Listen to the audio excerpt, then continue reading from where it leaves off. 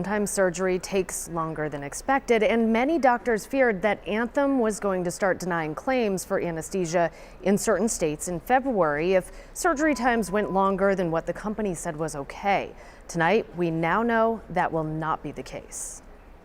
Last month, Anthem Blue Cross Blue Shield announced that starting in February, it would no longer cover the cost of anesthesia if the surgery went longer than a specific time limit for people insured by the company in New York, Connecticut, and Missouri.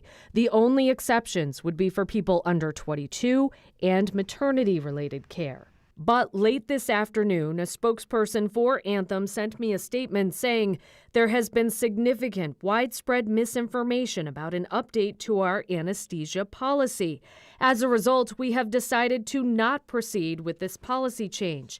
To be clear, it never was and never will be the policy of Anthem Blue Cross Blue Shield to not pay for medically necessary anesthesia services. The proposed update to the policy was only designed to clarify the appropriateness of anesthesia consistent with well-established clinical guidelines. The chair of the American Society of Anesthesiologists Committee on Economics, Dr. Jonathan Gall, had major concerns and says his group met with Anthem about 2 weeks ago, and that led to more questions than answers. I interviewed him before Anthem announced it would not be changing anything. In talking with Anthem, this seemed like a blatant money grab on their behalf. Anthem just wants to pad their annual $6 billion profits while passing costs on to patients and their physicians. This story unfolded quickly. Governor Kathy Hochul weighed in on the issue yesterday, tweeting that she's going to make sure New Yorkers are protected, calling the proposal outrageous.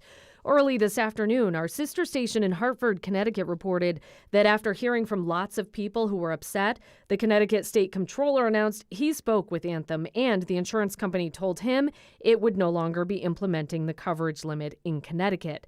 Then about 90 minutes ago, Anthem sent me the statement saying it wasn't going through with the policy change.